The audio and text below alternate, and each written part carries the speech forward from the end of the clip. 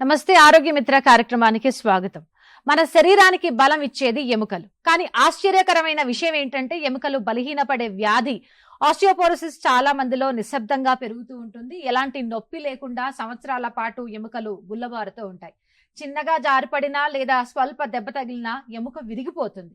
అప్పుడు మాత్రమే చాలా మందికి ఈ సమస్య ఉన్నట్టుగా వాళ్ళకి తెలుస్తూ ఉంటుంది. ప్రస్తుతం ప్రపంచవ్యాప్తంగా కోట్లాది మంది ఈ సమస్యతో బాధపడుతున్నారు. ముఖ్యంగా మెనోపాజ్ తర్వాత మహిళలు, వృద్ధులు ఎక్కువగా ఈ సమస్యతో బాధపడుతున్నారు. ఈ రోజుల్లో యువతలో కూడా ఎముకల బలం తగ్గిపోతున్నట్టు వైద్యులు చెప్తున్నారు.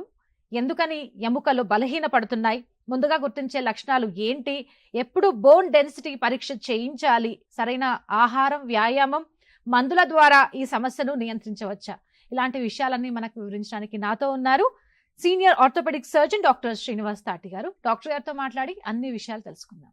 Hello sir, welcome to TSAT. Osteoporosis సమస్య అసలు ఎందుకని ఎక్కువగా ఈ మధ్య కాలంలో మనం చూస్తున్నాం? మహిళలు, వృద్ధుల సంగతి మనం మాట్లాడుకునే ముందుగా యువతలో ఎలాంటి కారణాల వల్ల వస్తుంది? That's a very good question అండి. సో ఆస్టియోపోరోసిస్ అనేది బేసికలీ ఎందుకు వస్తుంది అంటే మనకి బోన్ ఫార్మేషన్లో తేడా వస్తుంది. బోన్ ఫామ్ అవ్వాలంటే ఆర్గానిక్ పార్ట్, ఇన్ఆర్గానిక్ పార్ట్ అని ఉంటాయి. ఇన్ఆర్గానిక్ పార్ట్ వచ్చేసి కాల్షియంతో ముడిపడి ఉంటుంది. Organic part proteins, different types of proteins, collagen, glycosaminoglycans అని ఇవన్నీ ఉంటాయి. ఆ ఫ్రేమ్వర్క్ పైన కాల్షియం డిపాజిట్ అయ్యి మనకి బోన్ ఫామ్ అవుతుంది. సో అలా అవ్వాలంటే మనకి ద హోమియోస్టేసిస్ అంటాం. బోన్ ఫార్మేషన్లో హోమియోస్టేసిస్ అంటే బోన్ ఫార్మేషన్ చేసే సెల్స్, బోన్ని రిజార్వ్ చేసే సెల్స్ కరెక్ట్గా పనిచేయాలి, ఒక బ్యాలెన్స్లో పనిచేయాలి.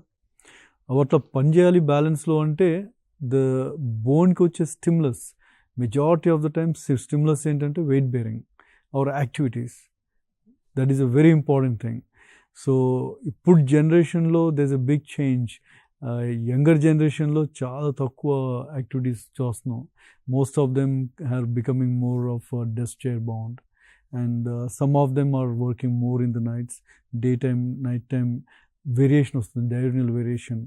The other things are lifestyle habits like smoking, alcohol. All these can impact the bone formation. So particularly in younger age group lo రావడానికి reasons ఇవి: lack of activity, lack of exposure to sunlight, diet imbalance, habits to do with alcoholism or smoking. Okay, smoking గురించి మీరు ప్రస్తావించారు కాబట్టి, smoking అనేది injuries అని తెలిసినా కూడా ఒకసారి అది స్టార్ట్ అయిందంటే దాన్ని ఇంకా స్టాప్ చేయలేరు. నియంత్రణ అనేది చాలా ఏళ్లు పడుతుంది. మరి స్మోక్ చేసే వాళ్ళలో అంటే ఇయర్స్ టుగెదర్ అలాగే స్మోక్ వాళ్ళు చేస్తున్నట్టయితే ఎముకలు అనేవి చాలా బలహీన పడిపోతాయా? Correct. There is a definite effect of smoking. Not only bone స్ట్రెంగ్తే కాదు, ఒకవేళ కొంతమందికి ఫ్రాక్చర్ అవుతుంది. ఫ్రాక్చర్లు కూడా హీలింగ్ అవడానికి ద స్మోకింగ్ క్యాన్ ఎఫెక్ట్ అనమాట. The lot of studies very clearly shows smoking చేసే వాళ్ళల్లో ఆస్టియోపోరోసిస్ అనేది చాలా ఎక్కువ. ఫార్చునేట్లీ మన కంట్రీలో ladies smoking is comparatively less. అదే వెస్ట్రన్ వరల్డ్లో మనం చాలా ఎక్కువ చూస్తాం విమెన్ స్మోకర్స్. సో వాళ్ళల్లో కూడా చాలా ఎక్కువగా ఉంటుంది. But now even our country is also catching up with the women smokers. So విమెన్లోనే కాకుండా మెన్లో కూడా రెగ్యులర్గా స్మోక్ చేసే వాళ్ళల్లో వీ డూ సీ వితిన్ 15-20 yearsలో they can start developing the osteoporosis. And fracture healing అని చెప్పాను కదా, this is a very good study. What they have done is they looked at స్మోక్లో ఉండే కెమికల్స్ అన్నీ చెక్ చేశారు. And those were smoking, it is directly related to healing loss. Fracture heal అవ్వదు వాళ్ళలో. So అందుకే కొంతమంది doctors, orthopaedic surgeons will say, if you are smoking, I'm not going to operate on you, I'm not going to fix the fracture. So that is the impact. అంటే వాళ్ళల్లో time తీసుకుంటుందా heal అవ్వడానికి, లేదంటే అసలు chances చాలా లో అంటారా? The cells ఏవైతే ఇంపార్టెంటో ఆస్టియోబ్లాస్ట్ అంటాం, ఓకే, అవి ప్రొడ్యూస్ చేసే కొన్ని కెమికల్స్ ఉంటాయి which will effect the bone formation. So ఈ స్మోకింగ్ ఏం చేస్తుంటే అది స్టాప్ చేస్తుంది. So it will effect the functioning అనమాట. ఆ పర్టికులర్ సెల్స్ పైన దాని ఎఫెక్ట్ వల్ల కొత్త బోన్ ఫార్మేషన్ కాకుండా ఉంటుంది. సో ఇది సిమిలర్లీ మనకి నార్మల్గా బోన్ రీమోడలింగ్ సైకిల్ అంటాం. ఎవ్రీ 6 monthsకి మన బోన్ రీమోడల్ అవుతూ ఉంటుంది. ఆ బోన్ రీమోడలింగ్లో కూడా మనకి అది డిఫెక్టివ్ అవుతుంది. That causes the osteoporosis. Okay. ఇక థైరాయిడ్ అవ్వచ్చు. థైరాయిడ్ కూడా మన దగ్గర Correct. ఎక్కువ కేసెసే ఉన్నాయి. Correct. ఇక డయాబెటీస్ అయితే ఒక క్యాపిటల్ అనే చెప్పుకునే విధంగా తయారైపోయింది. ఆ తర్వాత ఈ ఈ ఎముకలకు వచ్చే వ్యాధులు ఏవైతే ఉన్నాయో ఆర్థరైటిస్ అలాంటివి, Awesome. ఇవన్నీ కూడా అంటే ఎముకల బలాన్ని ఏమైనా తగ్గిస్తూ ఉంటాయా? ఆ సమస్యలు ఆ హెల్త్ ఇష్యూస్ అనేవి ఎముకల మీద వాటి ప్రభావం ఎలా చూపిస్తూ ఉంటాయి? హైపోథైరాయిడిజం ఉన్న వాళ్ళలో వి గివ్ థైరాక్సిన్ హార్మోన్ ఇస్తాం ట్రీట్మెంట్ లాగా. So long term intake of thyroxine can cause osteoporosis. అది బోన్ ఫార్మేషన్ ఎఫెక్ట్ చేస్తుంది. అలాగే డయాబెటీస్ ఉన్న వాళ్ళలో పర్టికులర్లీ ఇన్సులిన్ తీసుకునే వాళ్ళలో, insulin is also a catabolic hormone. So అది కూడా మనకి it will effect the bone formation. అలాగే పేషెంట్స్ ఎపిలెప్సీ ఉన్న వాళ్ళు, పర్టికులర్లీ ఫిట్స్ ఉన్న వాళ్ళలో, వాళ్ళకి ఇచ్చే యాంటీ ఎపిలెప్టిక్స్ వల్ల కూడా ఆస్టియోపోరోసిస్ వచ్చే ఛాన్స్ ఉంటుంది. అండ్ రుమటాయిడ్ ఆర్థరైటిస్ ఉన్న వాళ్ళలో ద మెథోట్రెక్సేట్ అని will give disease modifying agents అని ఇస్తాం. ఆ డిసీజ్ మోడిఫైయింగ్ ఏజెంట్స్ క్రానికల్గా తీసుకున్న వాళ్ళలో కూడా బోన్ డెన్సిటీ తగ్గిపోద్ది. So yes, there is a definite, these are secondary causes for osteoporosis. మనం ప్రైమరీ కాజెస్ చూసుకుంటే ageing is the most important thing, and second thing is post menopausal, particularly ఉమెన్లో. Okay. మెనోపాజ్కి సంబంధించి మనం మాట్లాడుకునే ముందుగా అండి, ఇప్పుడు ఫ్యామిలీ హిస్టరీ తీసుకొని చాలా మందికి వాళ్ళకు పడుతున్న ఇబ్బందులు, సమస్యలు, ఆరోగ్య సమస్యని డాక్టర్ గారి దగ్గరికి వెళ్ళగానే వాళ్ళు చూస్తూ ఉంటారు ఏంటి అనేది. మరి ఈ ఆస్టియోపోరోసిస్ ఈ వ్యాధి విషయంలో ఫ్యామిలీ హిస్టరీని ఎంతవరకు కన్సిడర్ చేస్తారు? There is a definitive reason ఉందన్నమాట ఫ్యామిలీ హిస్టరీలో. ఒకవేళ మదర్కి ఆస్టియోపోరోసిస్ ఉందనుకోండి, the chances of the daughter getting osteoporosis is very high. Almost మనం 100% అనుకోవచ్చు. ఆర్థరైటిస్ విషయంలో అయితే మనం చూస్తూ ఉంటాం. ఆర్థరైటిస్ లో చూస్తాం, ఈవెన్ ఆస్టియోపోరోసిస్ విషయంలో అయితే 2 generations 3 generations ని కూడా క్యాలిక్యులేట్ చేసుకుంటూ ఉంటారు. మరి ఇంకా ఆస్టియోపోరోసిస్ విషయంలో కూడా అలాగే ఉంటుంది. సో ఉమెన్ లో particularly it is more common. So మదర్కి ఉన్నప్పుడు osteoporosis and the risk of fracture ఉందనుకోండి, and her daughter having the fracture is almost 100% if they don't take the precautions. So early diagnosis is important. ఎర్లీగా diagnosis చేసి దానికి treatment ఇనీషియల్గానే start చేసేయాలి. Then the risk will go down. And very important thing ఏంటంటే osteoporosis is a treatable condition. And osteoporosis వల్ల వచ్చే complications ఏవైతుంటాయో, అది insufficiency fractures అంటాం. చిన్న చిన్న ఫాల్స్కి నించుని దగ్గర పడిపోయినా కానీ బోన్ సాఫ్ట్ అయిపోయింది అనుకుంటే ఈజీగా బ్రేక్ అవ్వచ్చు. సో ప్రివెన్షన్ కంప్లీట్గా ప్రివెంట్ చేయొచ్చు ఇవన్నీ. So yes, it's a very diagnosable condition and early treatment will prevent the complications. అంటే సన్నగా ఉన్న వాళ్ళు కొంతమంది ఉంటారు, వాళ్ళు హెల్తీగానే ఉన్నామని చెప్తూ ఉంటారు. డాక్టర్ దగ్గరికి వెళ్తే కూడా మీరు హెల్తీ అని చెప్తారు. మరి అలాంటి కేసెస్లో సన్నగా ఉండటం అంటే మరి వాళ్ళల్లో ఎముకలు ఎంతవరకు స్ట్రాంగ్ గా ఉన్నట్టు, వాళ్ళల్లో ఏమైనా బలహీన పడుతున్నట్టుగా ఏమైనా సంకేతమా? లావుగా ఉండి సన్నపడటం అంటే కూడా అలాంటి కేసెస్ ని కూడా మనం ముందుగానే తెలుసుకొని డాక్టర్ గారి దగ్గరికి ఏమైనా వెళ్ళాలా? It's a very good question అండి. It's a myth. చాలా మంది ఏమనుకుంటారు, నేను సన్నగా ఉన్నాను, నాకు బోన్స్ స్ట్రాంగ్ ఉంటాయి, నాకేం ప్రాబ్లం లేదు అనుకుంటారు. కానీ సన్నగా ఉండి యాక్టివిటీస్ బాగా చేస్తున్నారు, మీకు యాక్టివిటీస్ చేయడంలో ఇబ్బంది లేదు, యూఆర్ నాట్ గెటింగ్ టైర్డ్ అనుకోండి, అండ్ మజిల్ మాస్ బాగా ఉందనుకోండి, దెన్ ఆస్టియోపోరోసిస్ రిస్క్ బాగా తక్కువ ఉంటుంది. ఒకవేళ సన్నగా ఉండి మజిల్ మాస్ తక్కువ ఉంటే ప్రాబ్లం ఏమవుతుందంటే బోన్ లోడింగ్ సరిగ్గా ఉండదు. వెన్ ద బోన్ లోడింగ్ సరిగ్గా లేదనుకోండి, ద బోన్ లాస్ ఉంటుంది తెలియకుండా. ఆ బోన్ లాస్ వల్ల అంటే 2 రకాల సెల్స్ ఉంటాయి బోన్లో. ఆస్టియోబ్లాస్ట్ అంటాం, అది కొత్తగా బోన్ ఫామ్ చేస్తాయి.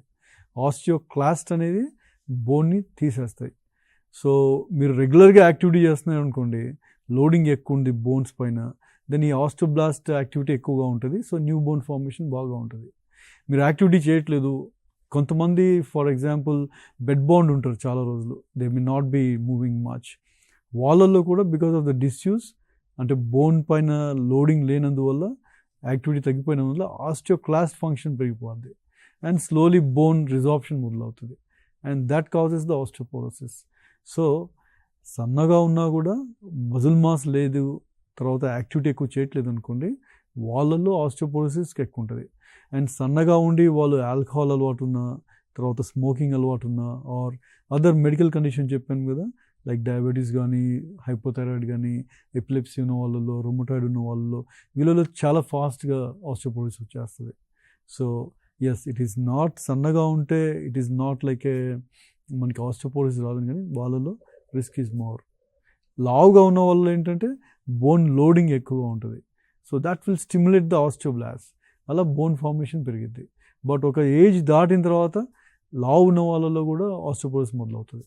ఓకే, అంటే ఇంకా కొన్ని వ్యాధులకు మాత్రం మనం స్టెరాయిడ్ మందులు తీసుకోవాల్సిందేనండి. అంటే ఒక ఎగ్జాంపుల్గా మనం ఆస్తమా అనుకుందాం, అలాంటి వాటికైతే స్టెరాయిడ్స్ ఇస్తారు కాబట్టి మరి వాడే ఆ స్టెరాయిడ్ మందులకి ఈ ఎముకలు ఏమైనా పెలుసుబారిపోయి విరిగే ప్రమాదం ఏమైనా పెరుగుతుందా? So when we look at the కాజెస్లో చూసుకుంటే, మనం ఈ కండిషన్స్ కొన్ని అనుకున్నాం, డ్రగ్స్ ఏవి తీసుకుంటారో దాన్ని బట్టి కూడా ఆస్టియోపోరోసిస్ రావచ్చు.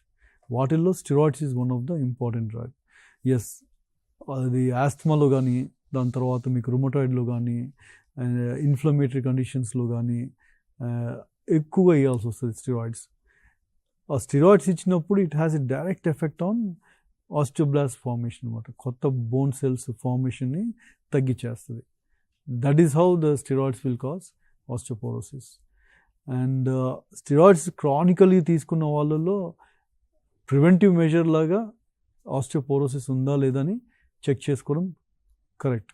ఒకసారి ఆస్టియోపోరోసిస్ ఉందనుకోండి, then they can start the treatment as per guide lines.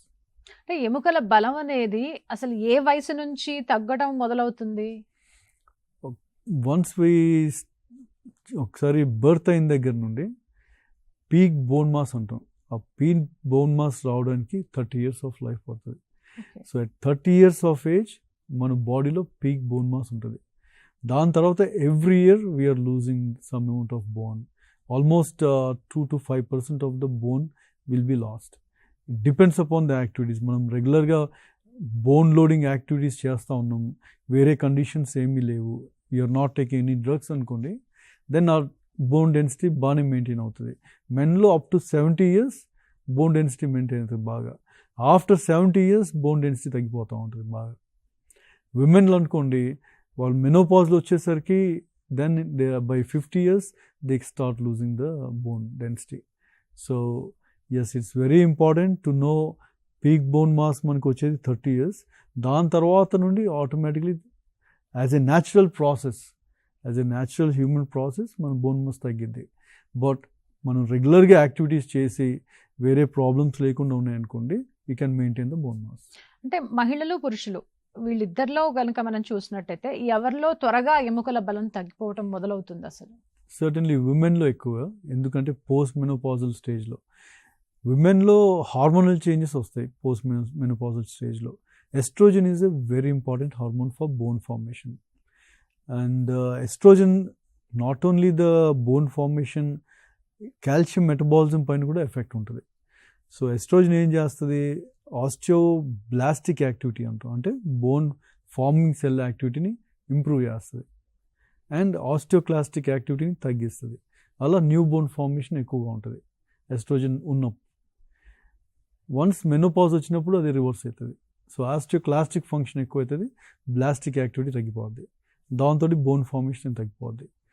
అలాగే calcium absorption from the gut కానీ, కిడ్నీస్ నుండి ఎక్స్క్రీషన్ కానీ ఇది ఇంప్రూవ్ చేస్తుంది. That's how it maintains the calcium in the body. ఒకసారి మెనోపాజ్లో ఎస్ట్రోజన్ తగ్గగానే గట్ నుండి కాల్షియం అబ్జార్ప్షన్ అనేది తగ్గిపోతుంది, వైటమిన్ డి అబ్జార్ప్షన్ తగ్గిపోద్ది, కిడ్నీ నుండి కాల్షియం ఎలిమినేషన్ పెరిగిపోద్ది. That's how the calcium levels will go down. These two effects has significant impact అన్నమాట. అంటే ఈస్ట్రోజన్ హార్మోన్ తగ్గడం మహిళల్లో ముఖ్యమైన కారణం అయితే, మనకి మెనోపాజ్ అనేది ఇంతకుముందు 50sలో 55, 60sలో కూడా మహిళల్లో చూసేవాళ్ళం, కానీ ఇప్పుడు 40లోనే 35లో కూడా మనం కేసెస్ చూస్తున్నాం కదా సార్. మరి అప్పటి నుంచే మహిళల్లో ఇంకా ఎముకల బలం అనేది తగ్గిపోవడం మొదలైపోతుందా? అన్ఫార్చునేట్లీ మనం ఈ రోజుల్లో చూస్తే ఈవెన్ యంగర్ 30 yearsలో కూడా చూస్తున్నాం osteoporosis. Okay, because when you go in to the history, ఆ ఏజ్ గ్రూప్లో వస్తుందంటే it is mainly due to the life style. Life style changes. So yes, విమెన్లో 30 to 40 మధ్యలో కూడా ఆస్టియోపోరోసిస్ చూస్తున్నాం. Important to identify the risk factors. ఈ awareness అనేది important. ఎవరిలో మనం ఈ ఎర్లీ డయాగ్నోసిస్ కోసం మనం టెస్ట్లు చేయాలి, ఎవరిలో ఈ డెక్సా స్కాన్ అని చేస్తాం. That is a very simple test, just like a X ray. Clearly tells us bone density, ఆ ఏజ్కి ఉండాల్సిన డెన్సిటీ ఉందా లేదని చెప్పని.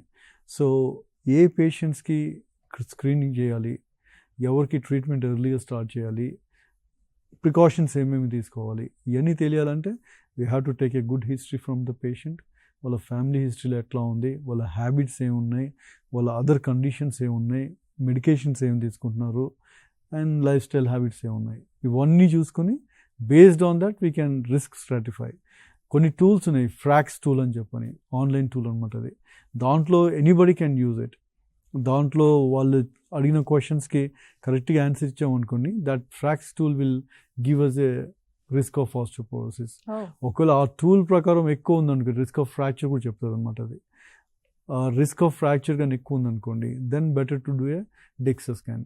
ఆ డెక్సా స్కాన్లో మనకి క్లియర్గా ఆస్టియోపోరోసిస్ ఉందా లేదని తెలిసిపోద్ది. ఇంకా వైటమిన్ డి డెఫిషియన్సీ చాలా ఎక్కువగానే చూస్తున్నాం. వెళ్ళి పొలంలో పనిచేసే రైతులకు కూడా వైటమిన్ డి డెఫిషియన్సీ ఉంది అని మనకు ఈ మధ్య తెలిసిపోతుంది. సో వైటమిన్ డి డెఫిషియన్సీ ఉంది అంటే అది తెలిసిన తర్వాత కూడా దానికి ట్రీట్మెంట్ తీసుకోకుండా నెగ్లెక్ట్ చేసినట్టయితే ఎముకలు ఎంతవరకు బలహీనం అయిపోతాయి? Vitamin D definitely is very important for bone formation. And overall ga chuskunte the deficiency is very high, not only in the adults, children lo kuda chaala ekkuva undi. Elderly people lo because wall exposure to sunlight baa tagipoyindi kabatti adi inka ekkuva undi.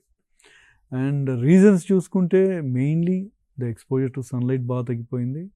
The other comorbidities కూడా కొన్ని ఎక్కువైపోయినాయి. And gut problems ఉన్న వాళ్ళు absorption తగ్గిపోద్ది. మన food ఐటమ్స్లో కూడా బాగా changes వచ్చేసింది. If you are not eating a balanced diet, and మన యంగర్ జనరేషన్ చూసుకుంటే జంక్ ఫుడ్ ఎక్కువైపోయింది కదా. So that is also affecting the vitamin D intake overall. Life style is a big change అనమాట. So there are several reasons because of the vitamin D deficiency.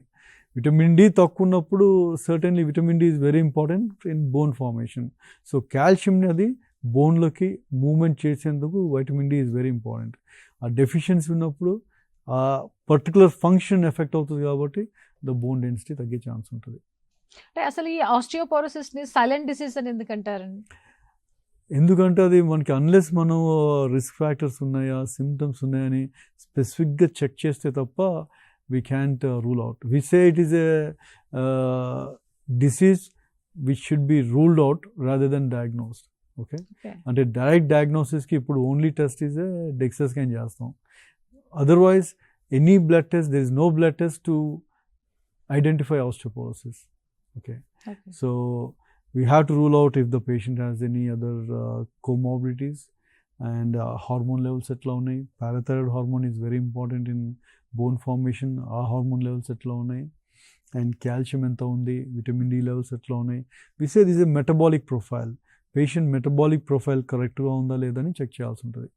ఒకసారి అది చేసిన తర్వాత will come to a diagnosis after we get to the DEXA scan. DEXA scan అనేది dual energy x ray అబ్జార్ప్షియోమెట్రీ అంటాం దాన్ని. అది 2 sides నుండి ఎక్స్రే చేస్తాం, పర్టికులర్లీ స్పైన్ అండ్ హిప్స్ దగ్గర. లంబార్ స్పైన్లో మనకి ముందు నుండి ఎక్స్రే, సైడ్ నుండి ఎక్స్రే తీసి, and that is digitised computerise analysis తోటి ఎంత ఎక్స్రే అబ్జార్బ్ అయింది, ఎంత అబ్జార్బ్ అవ్వలేదు అనేది కంప్యూటర్ అనలైజ్ చేస్తుంది. బోన్ డెన్సిటీ బాగుందనుకోండి, ఒక నెంబర్ వస్తుంది టీ స్కోర్ అని చెప్పని. -1 కన్నా ఎక్కువ ఉందనుకోండి, that is normal. Okay.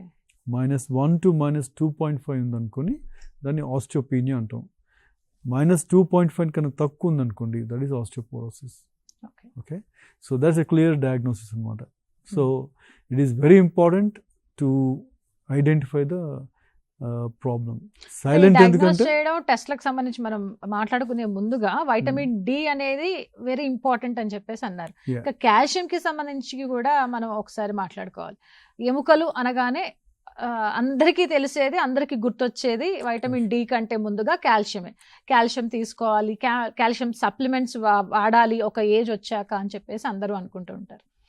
Calcium కి సంబంధించి అసలు జనాల్లో ఎలాంటి డౌట్స్ ఉన్నాయి? మీ దగ్గర చాలా మంది పేషెంట్స్ వస్తూ ఉంటారు కదా, ఎలాంటి డౌట్స్ తో వస్తున్నారు? అలాగే కాల్షియం మాత్రలు వాడాల్సిన అవసరం ఎంతవరకు వస్తుంది? That's a very good question అండి. ఎందుకంటే it's a common myth. Calcium తీసుకోవాల్సిన అవసరం లేదు, నేను బాగా బ్యాలెన్స్ డైట్ తీసుకుంటున్నా కదా అని చాలామంది అనుకుంటారు. కానీ వాట్ హ్యాపెన్స్, ఒక ఏజ్ వచ్చిన తర్వాత మన కాల్షియం అబ్జార్ప్షన్లో తేడా వస్తుంది. సో గట్ నుండి అబ్జార్బ్ అయ్యే కాల్షియం తగ్గిపోద్ది and renal calcium excretion increase అవుతుంది. అండ్ వైటమిన్ డి పెరీనియలీ తగ్గిపోతూ ఉంది. సో వైటమిన్ డి ఫంక్షన్ తగ్గిపోతూ ఉంది.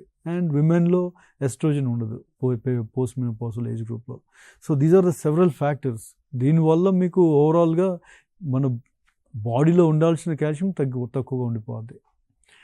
అయితే ఒకవేళ బ్లడ్లో కాల్షియం తగ్గిందనుకోండి, మన బాడీ హార్మోన్ సిస్టమ్ ఏం చేస్తుందంటే బోన్లో ఉన్న కాల్షియంని బ్లడ్లోకి తీసుకొస్తుంది. That is how the calcium homeostasis is maintained.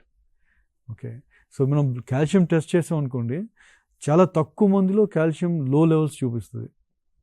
కానీ you have to check the ionised calcium. Ionised calcium అనేది actual form of calcium available with in the bone లెవెల్లో అండ్ సెల్ లెవెల్లో. So ఆ కాల్షియం తక్కువ ఉందనుకోండి, అండ్ చాలామందికి అది తక్కువ ఉంటుంది, that we will not be seeing. So ఎవరైనా టెస్ట్ చేస్తున్నారు అనుకోండి, it is not just serum calcium levels, we should also check the ionized calcium levels. Then we'll know whether the patient has cell level లో deficiency ఉందా లేదనేది. Okay, so vitamin D ఇచ్చినప్పుడు calcium absorption improve అవుతుంది. దాంతో availability of the calcium సెల్స్లో improve అవుతుంది. అలాగే ఆ బోన్ నుండి బయటికి రాకుండా కాల్షియం బోన్లోకి వెళ్తుంది. That is how the calcium benefit is. And second thing, supplement అవసరం అంటే yes, it is very essential. ఎందుకంటే మన ఫుడ్లో చాలా చేంజెస్ వచ్చేసాయి. So the availability of calcium, మనం రైస్ ఈటర్స్ ఉన్నారు అనుకోండి, you will not get that amount of calcium. అదే మిల్లెట్స్ ఎక్కువ తినే వాళ్ళలో కానీ, అండ్ రాగులు ఫర్ ఎగ్జాంపుల్, జొన్నలు, వీటిల్లో కాల్షియం లెవెల్ ఎక్కువ కాల్షియం ఉంటుంది. సప్లిమెంట్స్ కంటే ముందుగా ఫుడ్ లో చేంజెస్ చేసుకుంటే బెటర్ అని చెప్పేసి చాలా మంది అనుకుంటూ ఉంటారు. అంటే ఆ డెఫిషియన్సీ ఏ స్థాయిలో ఉంటే వాళ్ళకి మెడిసిన్ పెడతారు, ఏ స్థాయిలో ఉంటే వాళ్ళు ఫుడ్ లో చేంజెస్ చేసుకొని దాన్ని సెట్ చేసుకోవచ్చు. ఒకసారి డెఫిషియన్సీ ఉందనుకోండి, వాట్ ఇట్ మీన్స్ ఈజ్ మనం తీసుకునే డైట్ నుండి వచ్చే కాల్షియం సరిపోవట్లేదని లెక్క. Okay, so once they are deficient, better to go for supplements. We need at least women లో 1000 to 1200 mg of calcium is required every day. మనం తీసుకునే ఫుడ్లో అంత రాదు calcium. Okay, so that's why ఆ సప్లిమెంటేషన్ తీసుకున్నప్పుడు you are gaining required daily amounts ఉంటున్నాయి. So better, especially women who are above 40 years, breast feeding mothers are pregnants, then elderly perimenopausal. మెన్కి వచ్చే వరకు after 60 years we can start taking the calcium supplements. And calcium is very safe. చాలా మంది questions ఏంటంటే వచ్చి, నేను calcium తీసుకుంటే kidney stones వస్తాయని చెప్పని ఒక అపోహ ఉంటుంది. Okay, that is a very common myth అది. సో కాల్షియం తీసుకున్న వల్ల కిడ్నీ స్టోన్స్ ఏమి రావు. There is no relationship. Doctor గారి దగ్గరికి వెళ్ళి వాళ్ళ సజెషన్ తీసుకొని మెడిసిన్ వాడే వాళ్ళు కొంతమంది అయితే 40s లోకి వచ్చాం కదా, ఇప్పుడు మనకు అవసరమేమో అనుకుని మెడికల్ షాప్కి వెళ్ళి తెచ్చుకునే వాళ్ళు కూడా కొంతమంది ఉంటారు. అంటే ఏ వయసు వాళ్ళు అసలు స్టార్ట్ చేయాలి? స్టార్ట్ చేసే ముందు డాక్టర్ గారి దగ్గరికి వెళ్ళి సలహా తీసుకోవడం ఎంతవరకు ఇంపార్టెంట్? యూఆర్ అబ్సల్యూట్లీ రైట్ అండి. We see lot of patients మనకి యూఎస్ నుండి, యూకే నుండి బాక్సెస్ వస్తూ ఉంటాయి calcium, different types of calciums. So there is a trend in taking supplements early. ఒకవేళ మీరు మంచి డైట్ తీసుకుంటున్నారు, బ్యాలెన్స్ డైట్ తీసుకుంటున్నారు, మంచిగా యాక్టివిటీ చేస్తున్నారు, and you don't have any symptoms, and there is no family history అనుకోండి, then you don't need to start supplements early. విమెన్కి వచ్చేసరికి at the time of pregnancy when they are breastfeeding, if the levels are low, pregnancy time లో test చేసినప్పుడు, so as per their obstetricians, better to take the calcium. And perimenopausal group వచ్చేసరికి above 50, better to take calcium. Either they see the doctor or not seeing the doctor, they can start off. It is very safe to take. But వాళ్ళకి ఏమైనా comorbidities ఉన్నాయనుకోండి, some neuromuscular conditions ఉన్న వాళ్ళలో కానీ, kidney issues ఉన్న వాళ్ళలో కానీ, then better to check with the doctor, because you need to know how is your renal function, how is your overall system ఎట్లా ఉంది, కాల్షియం డెఫిషియన్సీ ఎంత ఉంది, విటమిన్ డి డెఫిషియన్సీ ఎట్లా ఉంది, ఇవన్నీ చెక్ చేసి దాంతోపాటు ఉట్టి కాల్షియమే ఇవ్వాలా, వేరే మెడికేషన్స్ లైక్ మనం ఆస్టియోపోరోసిస్లో యూజ్ చేసే మెడికేషన్స్ ఉంటాయి, అవేమైనా స్టార్ట్ చేయాలని డెసిషన్ తీసుకుంటాం. ఎప్పటికైనా సొంత వైద్యం సొంత చేసుకోకుండా వైద్యం కన్నా డాక్టర్ గారి దగ్గరికి వెళ్ళి వాళ్ళ Absolutely. సలహా మేరకు మంచి మెడిసిన్ యూజ్ చేయడం అనేది ఏ వ్యాధి విషయంలో అయినా that Correct. Is the rule and that is the correct way. Always better, always always better. Better. Rule of thumb. Yeah. అయితే బాడీలో ఇన్ఫ్లమేషన్ ఏమైనా ఉంటే ఎముకల బలం తగ్గుతుందా? ఇన్ఫ్లమేషన్ అనేది ఇట్స్ ఎ బ్రాడ్ టర్మ్ అండి. So you can categorise again. Autoimmune conditions ఉంటాయి which can cause inflammation, like rheumatoid కానీ, there are other inflammatory bowel disease కానీ.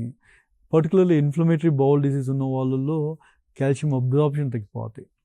సో వాళ్ళల్లో they need more supplements. Vitamin D absorption కూడా తగ్గిపోతుంది. So అట్లా if they have any inflammatory condition, better to consult the doctor and take the correct advice. ఇంకా కొంతమందిలో వెన్నెముక బాగా ఇబ్బంది పెడుతూ ఉంటుంది, నొప్పితో సఫర్ అవుతున్నామని కొంతమంది చెప్తూ ఉంటారు. కొంతమందిలో హైట్ అనేది కొంచెం మేము తగ్గినట్టుగా మాకు అనిపిస్తోంది, మా Correct. లోపల బాడీలో ఎముకలు ఎలా ఉన్నాయో ఏంటో అని చెప్పేసి వాళ్ళు ఫీల్ అవుతుంటారు.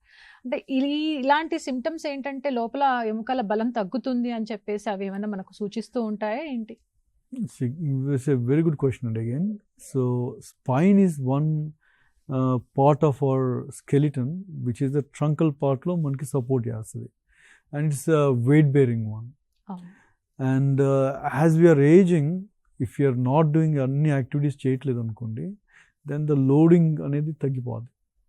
And particularly women lo, because of the activities, because of the hormonal changes, bone density slowly spine lo taggipotha untadi. They go into what we call as insufficiency fractures antam. So మెల్లిమెల్లిగా micro fractures అవుతాయి స్పైన్లో. ఆ micro fractures వల్ల slowly ఆ box of bone ఏదైతే ఉంటుందో అది compress అవుతుంది, wedge లాగా అయిపోతుంది, ఆర్ కొలాప్స్ అవుతుంది ఫుల్గా. ఎండ్ ప్లేట్ కొలాప్స్ అంటాం. అది మనకి ఎక్స్రేలో తెలుస్తుంది. దానికి ఎక్స్రేలో కార్డ్మ్యాన్స్ కార్డ్ ఫిష్ అపియరెన్స్ అని ఓ పేరు కూడా ఉంటుంది. అండ్ దెన్ స్లోలీ అది క్రంబుల్ అవుతున్న కొద్ది bone, especially upper spine call thorax, ఆ థొరాక్స్ హంప్ లాగా ఫామ్ అవుతుంది. Okay, that loses the height. Lumbar vertebra చాలా వరకు మెయింటైన్ అవుతాయి, బట్ థొరాసిక్ వర్టిబ్రా కొలాప్స్ అవుతూ ఉంటాయి. అది కొలాప్స్ అయిన కొద్దీ హైట్ తగ్గిపోతూ ఉంటుంది. So yes, it is very common in women బాగా.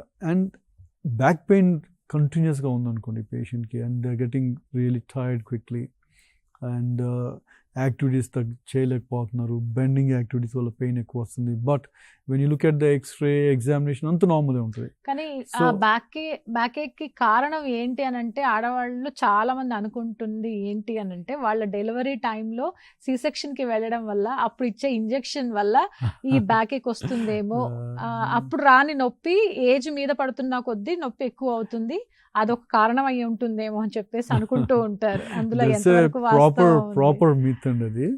సో అన్ఫార్చునేట్లీ ప్రెగ్నెన్సీలో ఏమవుతుంది, మీకు అబ్డామిన్ బాగా బల్జ్ అయిపోద్ది బికాస్ ఆఫ్ ద బేబీ తోటి. అప్పుడు ఇంబ్యాలెన్స్ వస్తుంది, కోర్ ఇంబ్యాలెన్స్.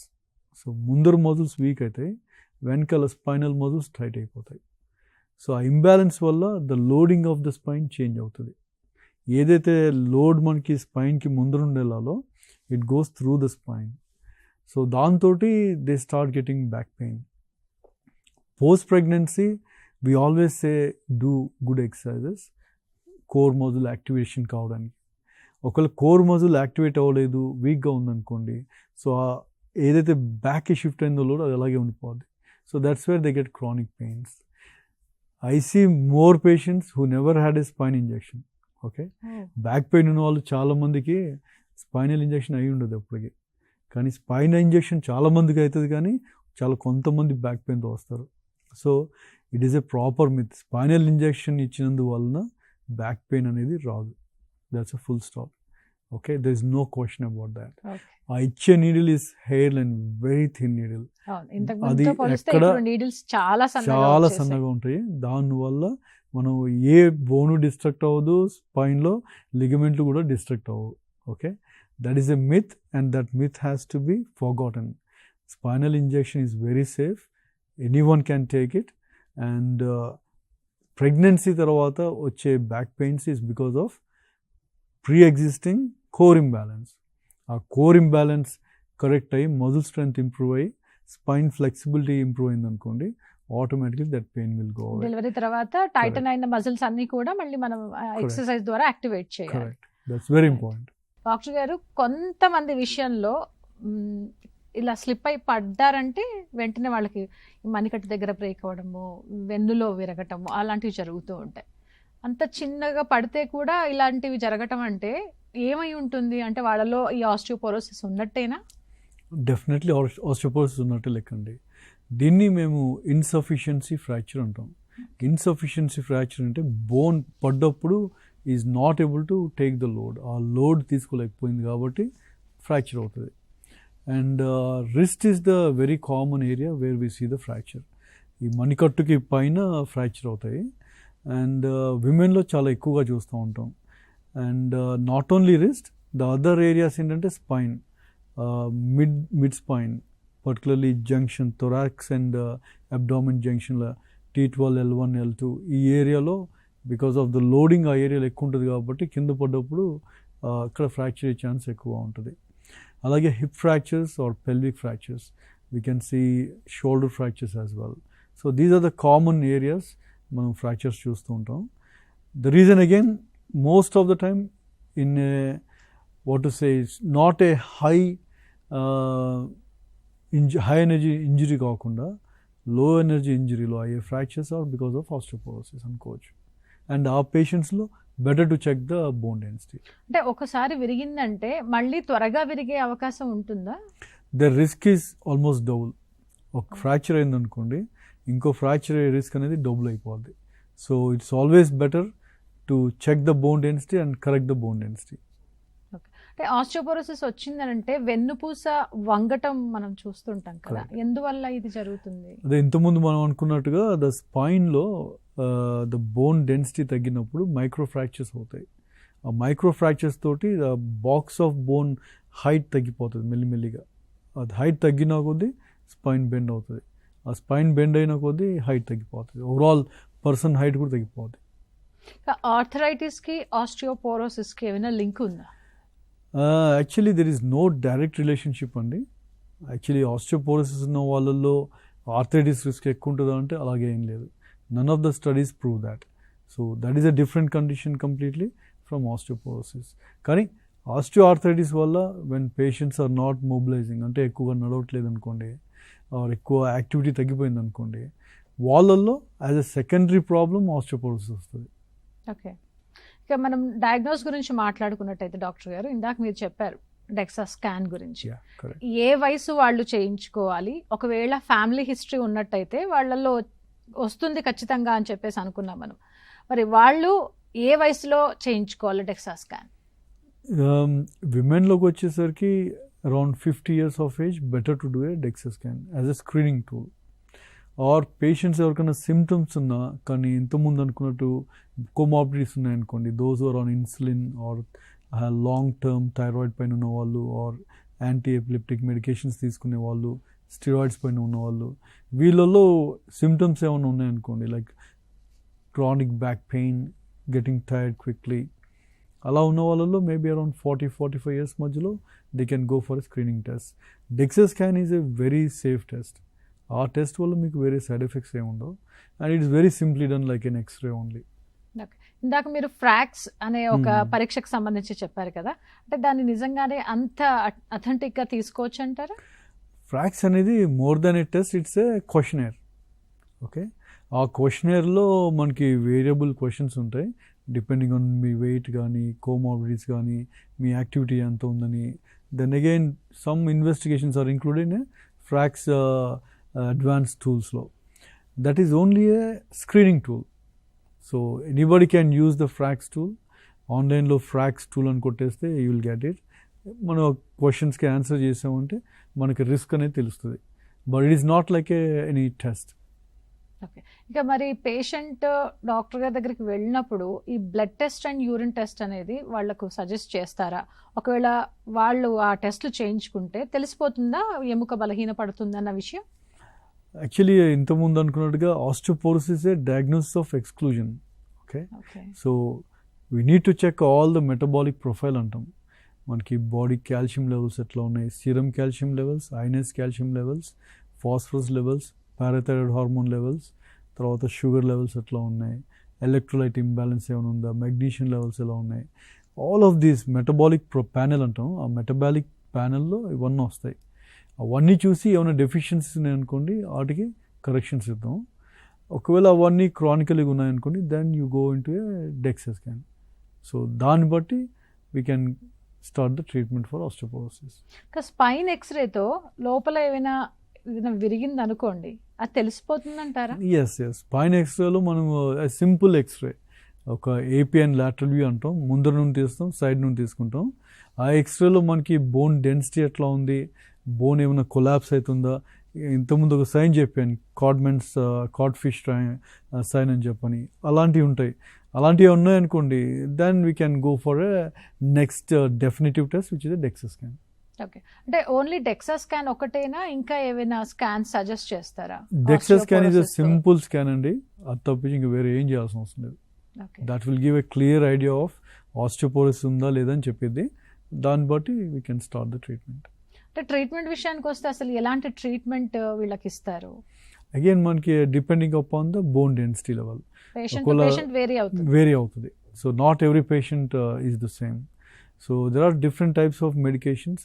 కానీ ప్రాబ్లం ఏంటంటే దీంతో most of them are injectables. The oral medications for osteoporosis are only bisphosphonates. ఆ బిస్ఫాస్ఫనేట్స్ అనేవి ఏం చేస్తాయంటే మన బాడీలో ఉండే ఆస్టియోక్లాస్ని ఏవైతే బోన్ రిజార్ప్షన్ చేస్తాయో వాటి ఫంక్షన్ తగ్గిస్తాయి. సో రిజార్ప్షన్ తగ్గించేసరికి మనకి బోన్ డెన్సిటీ గ్రాడ్యువల్లీ పెరుగుతుంది. దాంట్లో మనకి వారానికి ఒకసారి తీసుకునే ట్యాబ్లెట్ ఉంటుంది. అండ్ బిస్ఫాస్ఫనేట్ తీసుకునేటప్పుడు కొన్ని జాగ్రత్తలు తీసుకోవాలి. ఎంటీ స్టమక్ పైన తీసుకోవాలి, and they have to drink plenty of water, and they should not sleep with in half an hour. అది తీసుకున్నప్పుడు ఒక్కొక్కసారి అసిడిటీ వస్తుంది if they eat anything immediately or if they not drinking enough water. Kidney failure ఉన్న వాళ్ళు కొంచెం జాగ్రత్తగా ఉండాలి bisphosphonate తీసుకునేటప్పుడు. Or if they have any osteonecrosis అంటాం, జా ప్రాబ్లమ్స్ ఉన్నా కానీ, టీత్ ఇష్యూస్ ఉన్నా కానీ, ఆస్టియోనెక్రోసిస్ ఆఫ్ జా అనే కండిషన్ వస్తుంది. అది ప్రివెంటబుల్ కండిషన్. సో ఆ పేషెంట్స్ని అవాయిడ్ చేస్తాం. So bisphosphonates are the oral medications. ఇప్పుడు కొత్తగా ఒకటి లాక్టోఫెరిన్ తోటి వస్తుంది, ఆస్టియోహైన్స్ అని చెప్పని. That is something which can be taken after the breakfast for 3 to 6 months. And the latest studies show that it is improving the bone density well enough. So, adi osteopenia, low, mild osteoporosis ఉన్న వాళ్ళు తీసుకోవచ్చు.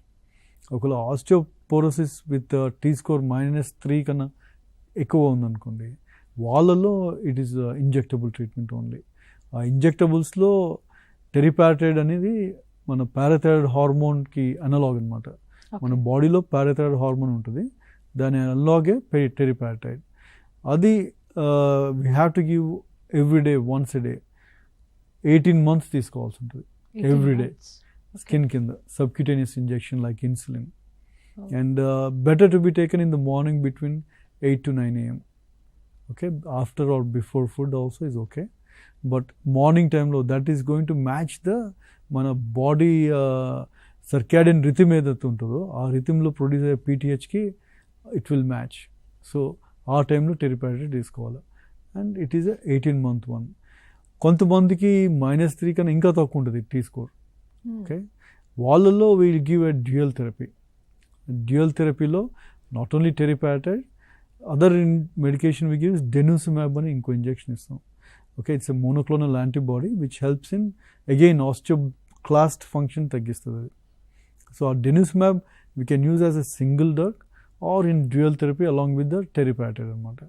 So it's very important to know if there is any pre-existing comorbidities, if how the T-score is. ఇవన్నీ చూసుకున్న తర్వాత patient యాక్టివిటీని బట్టి అంటే ఈ then we medicine give the కొత్తగా medication. ఎముకలు ఏర్పడటానికి ఏమన్నా సహాయపడతాయా? ఈ టెరిపాటైడ్ అనేది కొత్తగా బోన్ ఫార్మేషన్ హెల్ప్ చేస్తుంది. ఇంకోటి రోసాములిజుమాబ్ అని చెప్పని ఇంకో మోనోక్లోనల్ యాంటీబాడీ వచ్చింది. That also helps in improving the bone density. So there are very few options అక్కడ. ఓకే, యాక్చువల్గా బోన్ పైన బోన్ ఫార్మేషన్కి హెల్ప్ చేసే, బోన్ రిజార్ప్షన్ తగ్గించేవి కొన్ని medications. So bone anti resorptive medications, anabolic medications. Anti రిజార్ప్టివ్లో ముందుగా చెప్పిన మెడిసిన్ తీసుకోవాలి, bisphosphonates. ఇంజెక్షన్స్ తీసుకోవాలి. కరెక్ట్. అంటే ఇప్పుడు ఇంజెక్షన్ అంటే అది కొంచెం పెయిన్ఫుల్, అలాగే వాళ్ళు 18 మంత్స్ వాడాలని చెప్తున్నారు. కరెక్ట్. 18 మంత్స్ పీరియడ్ వాడిన తర్వాత మళ్ళీ ఆపేయొచ్చా, లేదు బ్రేక్ ఇచ్చి మళ్ళీ ఇది కంటిన్యూ చేస్తారా? ట్రీట్మెంట్ ఏ విధంగా ఉంటుంది? ఇట్స్ గుడ్ క్వశ్చన్ అగైన్ అండి. అది 18 మంత్స్ కంప్లీట్ అయిపోయిన తర్వాత again we have to maintain the osteoclastic function. So we need to continue with the bisphosphonates. At least ఒక 3 to 6 months బిస్ఫాస్ఫోనేట్స్ ఓరల్ గీయాల్సి ఉంటుంది.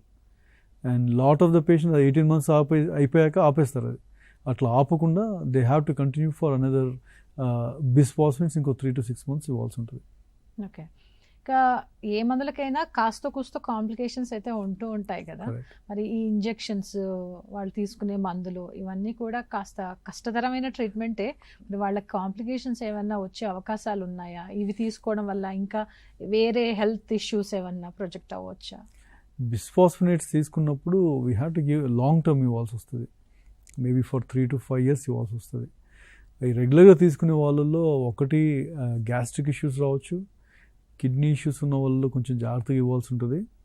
అండ్ ఇంకోటి వచ్చేసి ఫ్యాటిక్ ఫ్రాక్చర్ అని డెవలప్ అవుతుంది బిస్ఫాస్ఫోనేట్. ఎటిపికల్ ఫ్రాక్చర్స్ అంటాం. Those are taking for more than 2-3 years వాళ్ళల్లో బోన్ రీమోడలింగ్ అవ్వదు. Bone is a living tissue. Every 6 months change అవుతూ ఉంటుంది. సో మనం ఈ ట్యాబ్లెట్ ఇవ్వడం వలన ఆ బోన్ రీమోడలింగ్ ఎఫెక్ట్ అవుతుంది.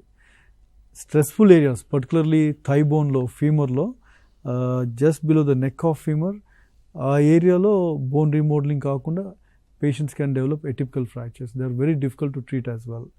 సో అది అవాయిడ్ చేయడానికి we have to give a holiday period అంటాం. ఒక 3 months గ్యాప్ ఇస్తాం. 9 months మెడికేషన్ ఇచ్చి ఓ 3 months గ్యాప్ ఇవ్వాలి. అలా they can take it for up to 5 years. That gap అనేది very important. That allows the body to remodel again. The new bone formation ఉంటుంది. So బిస్ఫాస్ఫోనేట్స్లో వచ్చే మెయిన్ ఇష్యూ అది. ఈ డెనిస్మాబ్ ఏదైతే ఇస్తామో అది హైపర్ క్యాల్సిమియా ఉన్న వాళ్ళు, అంటే బాడీలో కాల్షియం ఏమైనా ఎక్కువ ఉందనుకోండి, it can be dangerous in them. So better to avoid denosumab when the calcium levels are too high or too low. Teriparatide వల్ల there is a very rare chance of cancers, that too seen in only animal studies. Human studies lo ippuraku we didn't see any tumors with the teriparatide. So it is very safe to take. Even though I said the risk of cancer, there is no need to panic about it taking teriparatide. Human studies lo ippuraku ekkada ledu. So teriparatide can be taken very safely. But yes, you need to see the doctor and take the doctor's advice. అయితే మనం మెనోపాజ్లోకి వచ్చిన మహిళల్లో కొంతమంది effect అవుతున్నారు. తర్వాత family history ఉంటే వాళ్ళు దీన్ని అవాయిడ్ చేయలేకపోతున్నారు. మరి మనం ఆ జోన్లోకి వెళ్లకుండా, ఈ వ్యాధి బారిన పడకుండా ఉండాలి అని అంటే కాల్షియం మనం ఖచ్చితంగా తీసుకోవాలి అని అంటే ఏ విధంగా ఆ కాల్షియంని మనం తీసుకోవాలి? వైటమిన్ డి డెఫిషియన్సీ ఉందా లేదా అని చెప్పేసి ఎన్ని నెలలకోసారి మనం టెస్ట్ చేసుకోవాలి? అంటే ఇలాంటివన్నీ పాటిస్తుంటే మనం కొంచెం సేఫ్ జోన్లో ఉండొచ్చు కదా. Absolutely, absolutely. ఇంతకుముందు అన్నట్టు ఇది ఒక లైఫ్ స్టైల్ ఈజ్ అనుకోవాలి. And very important is activities చేయడం, బ్యాలెన్స్ డైట్ తీసుకోవడం, అండ్ స్క్రీనింగ్ చేసుకోవడం. Okay, nothing wrong in checking మీ వైటమిన్ డి లెవెల్ ఎట్లా ఉంది, కాల్షియం లెవెల్స్ ఎట్లా ఉంది. Maybe once in couple of years, once we cross 40 years of age, రెగ్యులర్గా అట్లా చెక్ చేసుకోవడం బెటర్. దాంతోపాటుగా యాజ్ వి సెడ్, మీరు రిస్క్ ఫ్యాక్టర్స్ ఉన్నాయనుకోండి, ఫ్యామిలీ హిస్టరీ రిస్క్ ఉందనుకోండి, దెన్ వాళ్ళలో early screening is very useful. a simple DEXA scan will tell if there's any osteoporosis or not. So my suggestion will be above 40 years of age, get your metabolic profile done every couple of years, and if there are any comorbidities or me risk factors to develop osteoporosis ఎక్కువ ఉన్నాయి అనుకోండి, వాళ్ళలో screening కూడా చేసుకోవాలి at 40 years, 45 years, 50 years. ఒకవేళ ఏ risk factors లేవు but still మీకు రిస్క్ ఆఫ్ ఆస్టియోపోరోసిస్ ఉందంటే from 50 years on every 5 years ఒకసారి డెక్సా స్కాన్ చేసుకోవడం better. That's as a screening tool. మనకేంటంటే advantage in India, we can get a DEXA scan just like that. Western వరల్డ్లో ఒక scan చేసుకోవాలంటే there is a lot of procedure. మనకి we don't need to go through all that hoops. You can take a doctors prescription and within a day you can get a DEXA scan. You don't need to wait for long. Okay. ఇక మన diet విషయంలో changes చేసుకోవాలి అని అంటే ఎలాంటి changes చేసుకోవాలంటారు? ఇప్పుడు పాలు తాగితే కాల్షియం వస్తుందని చెప్పేసి మనం కొన్ని ఏళ్లుగా వింటూనే ఉన్నాం. కానీ ఆ పాలు ఎంత కల్తీ అవుతున్నాయో చూస్తూనే ఉన్నాం. అంత భయపడుతూ ఆ పాలను అయితే తీసుకోలేము. మరి పాలు అవాయిడ్ చేసేసి మిగతా డైట్లో మనం చేంజెస్ చేసుకోవాలని అంటే లీఫీ వెజిటేబుల్స్ ఏమైనా యాడ్ చేసుకోవాలా, డ్రై ఫ్రూట్స్ని ఏమైనా యాడ్ చేసుకోవాలా? డ్రై ఫ్రూట్స్ని యాడ్ చేసుకోవాలంటే అది అందరికీ అఫోర్డ్ చేసే విషయం అయితే కాదు. మరి ఏవి తీసుకోవాలి అసలు? The simple thing అండి, see, number one, I would not suggest to stop milk. తాకుండా కూడదు. You got to look at the source. మీకు వచ్చే సోర్స్ మంచి సోర్స్ ఉందనుకోండి, milk is a very good calcium rich అనమాట.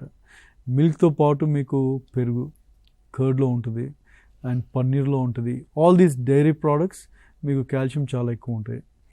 అలాగే మీకు ఫుడ్లోకి వచ్చేసరికి egg has really good calcium and nuts. Okay, simple nuts మామూలు మనం తినే పీనట్స్లో కానీ, these are not that costly. Okay, peanuts తీసుకోవచ్చు, బాదం తీసుకోవచ్చు. Dry fruits, as you said, is very good. And leafy vegetables, all the leafy vegetables have got good calcium. So all of this as a balance diet తీసుకున్నప్పుడు it is very good. దాంతోపాటు మీరు అసలు ఖర్చు పెట్టకుండా మీకు calcium మంచిగా రావాలంటే మంచి విటమిన్ డి ఉండాలి. So get into sunlight, spend at least 45 minutes to 1 hour in the sunlight.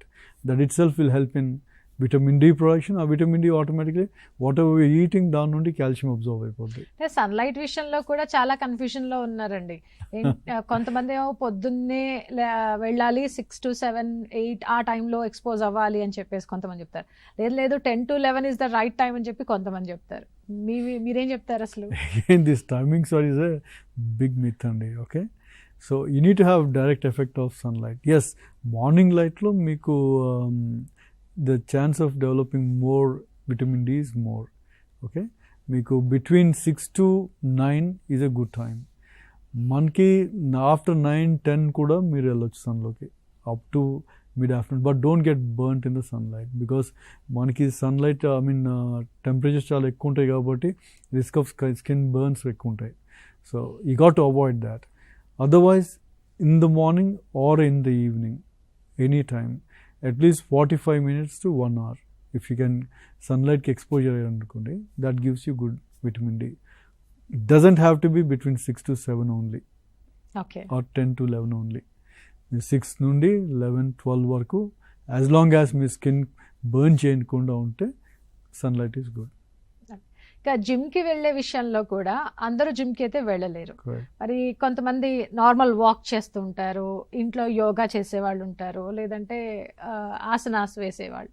మరి వాళ్ళు అలా చేసుకోవడం వల్ల వాళ్ళ ఎముకలు బలంగానే ఉంటాయా, లేదు వాళ్ళు ఏమైనా జాగింగ్ ఏమైనా చేయాలా, నడక అనేది ఏ విధంగా ఉండాలి? See, walking is a very good bone loading activity. Okay, ballpark figure ఏంటంటే ఎవ్రీ ఆల్టర్నేట్ డే అట్లీస్ట్ ఒక 30 minutes వాకింగ్ చేశారనుకోండి, that gives good enough stimulus for maintaining the bone mass and muscle mass. కానీ అది regularity important. It is not like one activity. Lot of the times we weekend activity చేస్తాం, week డేస్లో చేయలేకపోతాం. అలా కాకుండా మీరు రొటీన్గా చేస్తున్నారు అనుకోండి, then walking is a very good activity. It will give adequate loading of the bone. మీరు రన్నే చేయాల్సిన అవసరం లేదు, జాగే చేయాల్సిన అవసరం లేదు.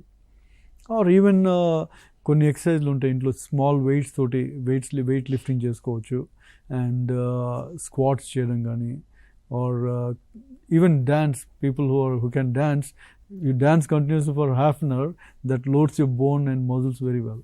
So any activity more than half an hour a day చేయగలిగారు అనుకోండి, that will keep the bone loading and that will help in maintaining the bone mass. అంటే టీనేజ్ లోనే ఎముకల్ని బలంగా నిర్మించుకోవాలి, వాటిని స్ట్రెంథెన్ చేసుకోవడం అనేది ఎందుకు అంత ఇంపార్టెంట్ అంటారు? ఇంతకుముందు మనం అనుకున్నట్టుగా పీక్ బోన్ మాస్ అనేది మనకి 30 yearsకి వస్తుంది. సో ఒకవేళ టీనేజ్లో మనం బోన్ని స్టిమ్యులేట్ చేయట్లేదు అనుకోండి విత్ యాక్టివిటీస్, దెన్ ఆ బోన్ ఫార్మేషన్ అనేది తగ్గిపోద్ది. So we don't have any latest studies ఈ పర్టికులర్ జనరేషన్కి పీక్ బోన్ మాస్ ఎప్పుడు వస్తుంది అనేది ఇంకా మనకి ఏమైనా చేంజెస్ వచ్చా లేవో అనేది చెప్పలేము. కానీ వీ నో దట్ టీనేజ్లో యాక్టివిటీస్ సరిగ్గా చేయకుండా మీకు డైట్ కరెక్ట్గా తీసుకోలేదనుకోండి, definitely it affects the overall bone mass. అంటే క్రాష్ డైట్స్ చేసే వాళ్ళ గురించి ఏం చెప్తారండి మీరు? క్రాష్ డైట్స్ అని, లేదంటే లావ్ అయిపోతున్నామని చాలా తక్కువ క్వాంటిటీస్ తీసుకోవడం, ఇలాంటివి చేస్తున్న వాళ్ళు మరి వాళ్ళలో ఆ బోన్ స్ట్రెంగ్త్ ఉంటుందా, లేదంటే ఎప్పుడో జరగాల్సిన నష్టం త్వరగా జరుగుతుందా? See, again, crash diet is a difficult problem which has gone into our population. Crash diet వల్ల వచ్చే బెనిఫిట్స్ కన్నా కాంప్లికేషన్స్ ఎక్కువ ఉంటాయి. సో ఇఫ్ యూ ఆర్ చాలా ఎక్కువ వెయిట్ లాస్ అవుతున్నారు అనుకోండి, that affects entire hormonal milieu in our body homeostasis బాగా ఎఫెక్ట్ అవుతుంది. దాంతో not only bones, muscles, other systems can also get affected. So yes, crash diet is not a good thing to do. It definitely will have some effect on the bones.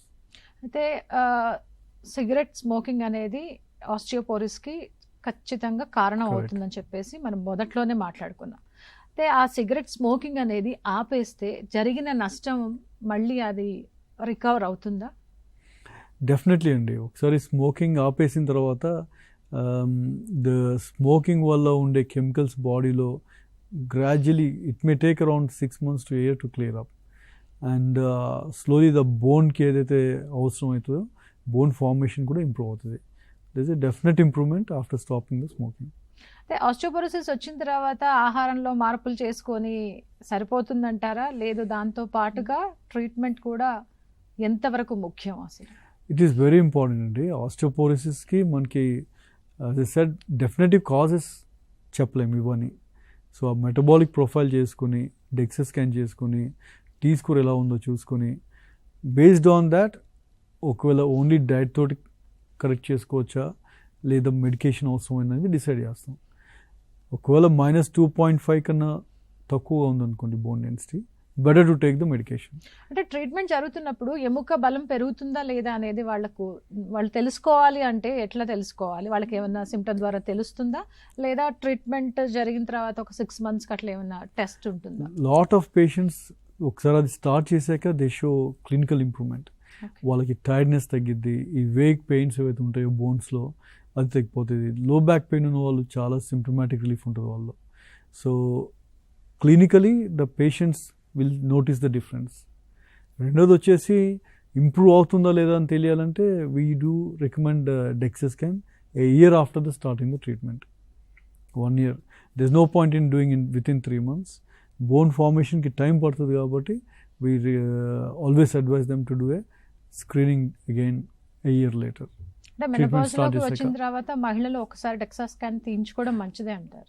Better at 50 years of age. I think better everybody gets women. Right అండి, thank you so much for joining. Thank you very much. ఇది వాళ్ళ ఆరోగ్య మిత్ర కార్యక్రమం. చూస్తూనే ఉండండి TSAT.